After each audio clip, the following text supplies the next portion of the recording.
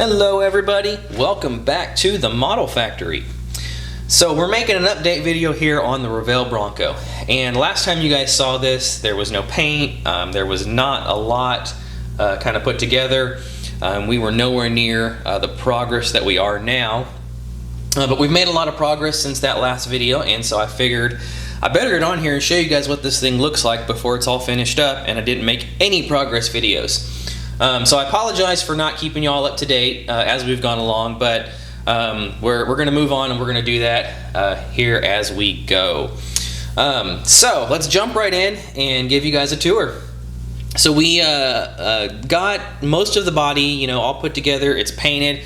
We decided to go with this green color. It's actually done with a craft paint, and the color is it's done with the ceramic coat, and it is a foliage green or medium foliage green, and I think it looks really cool. I like the color. I had do a lot of research online before I build any model and kind of get my inspiration from there, and I had seen some that were in green, and I really liked how they looked. So that's kind of where I got my direction from. So we did the ceramic coat craft paint, and then we did it's an acrylic clear coat over the top of that, and it's actually a clear coat that I get from Hobby Lobby, and it's one of their brands, and I don't know how well this will show up here. Let's see, it's the Treehouse Studios.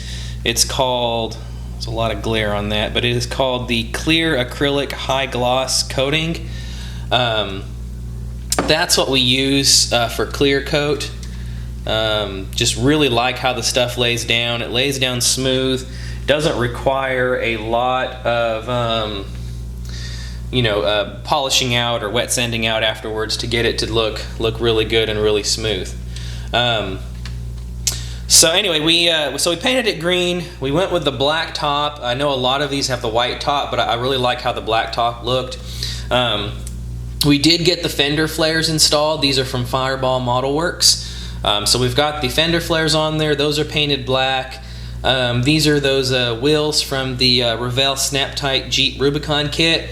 And then I'll be putting that spare tire on the back. I haven't got the mount for that painted or put together yet, but that'll be on there, and that's where that spare tire will go. I did scratch build a roof rack for the top of this, and we've got some a few little things on there. There is like there's a tent or some kind of wrapped up thing. We've got a couple of gas cans, and then we just have kind of like the big case here that they would carry the rest of their supplies in. We scratch built some of the little straps to go over the top of it, the little ratchet straps to go over the top, and then we scratch built like a little bungee cord holding the tent down and everything. So really happy with how that turned out. Looks pretty cool. So that'll be going on the top, and just give it a little more detail. Let me pull the top up. We'll go through the car here before we take a look at the engine. We've got the interior like 90% done. I may add a couple little detail things to it. So we got the roll cage in. I added an extra support bar right here. Let me see if we can see that. Okay, right across the bottom right here on the part of the cage that runs over the top, we added a support bar there. I'm trying to decide if I wanted to do some type of racing type harness seats in it. I don't know. We may or may not do that, but that's what that is for, to attach to later on. And then we'll just pull this thing apart. So the window frame is not attached yet. The hood has been painted, but it still needs to be clear, or it needs not to be clear coated. It needs to be wet sanded out. The body has been wet sanded out, and we've started to do some of the detail painting on the engine bay. So still got more to do there, but we've started doing some of the detail painting on that. You can see there's those fender flares. and they look absolutely wonderful. Look great on there. I really like how they turned out. And then if we take a look at the interior here, so I decided to go with a brown theme for the seats, kind of like a brown, leather.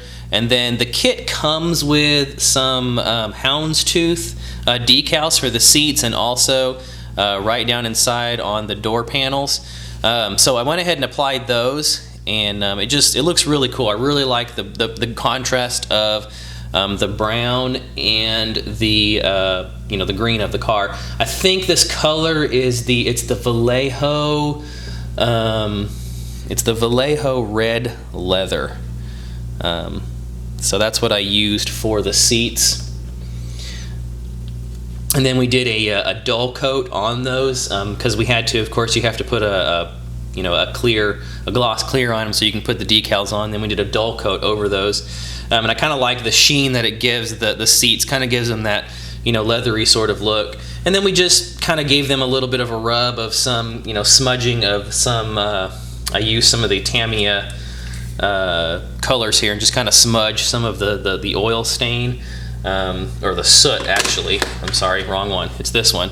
Just rub kind of the soot one on there, just to kind of highlight some of the darker areas in the leather and just give it a little bit more, pop. We have the dash done. If you can see down in there, it is painted the green color of the body and then detailed out.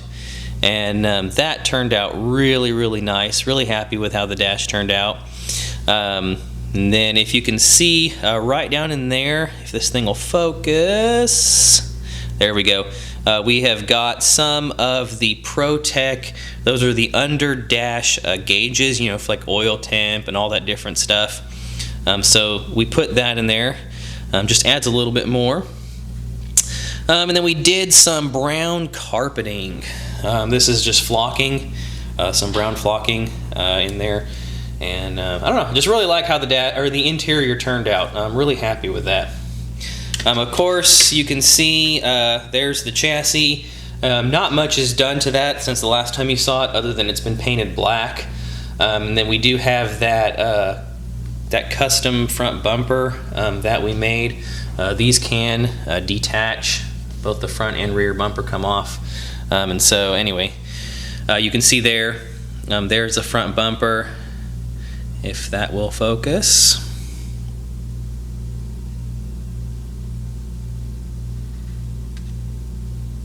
Okay, come on now, focus.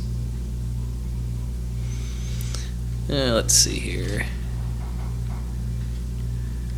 There we go. Okay, so there's that front bumper, and it's got the little, toe hook areas there. And everything. That's that custom-made front bumper that I made out of just some styrene rod and tubing and everything. I'm really happy with how that turned out and everything. Okay, so let me take you in and show you the engine now.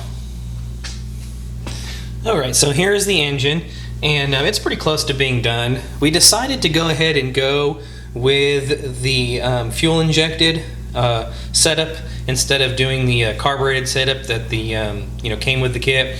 And if you remember, this is the fuel injection setup from the Revell 32 5-window coupe, and it fits just beautifully onto this engine from this car, from the Bronco. So we've got that on there. We added some ribbing detail to the filter here just to make it look a little bit more realistic. We've got like the mass airflow sensor. We've got the spark plug. Wiring, the wiring looms, the whole distributor setup. That is all ProTech parts that we have for the distributor. It's their whole distributor kit that they have. And then we have a flex fan that we replaced the kit fan with. That's also a ProTech part that we used for that. And then, we did use as well the valve covers that are from the 32 5-window kit as also, just to kind of dress it up a little bit, make it look a little bit, upgraded, a little bit more custom. Other than that, the rest of the engine is completely stock from the Revell Bronco kit. We still have to, add the oil filter, starter, all of that kind of stuff to it. There's still some more detailing that needs to happen to complete it out, but it's coming along really good, and I think it's going to look really nice in the engine bay. So that is pretty much it. That's where we're at, guys. That's the progress that's happened, and so we're kind of moving on and trying to get the engine all set up, get the chassis all finished out, finish out the drivetrain, so that we can start buttoning this thing up. We'll probably add a little bit of weathering to the underside and everything, and possibly just kind of the bottom lines of the body, just to make it look like it has, seen done some off-roading, been off-road a little bit. So anyway, that's it, guys. Like I always say, keep building those awesome models. Keep the inspiration coming. Eat, sleep, styrene, everybody, and I'll see everyone in the next video.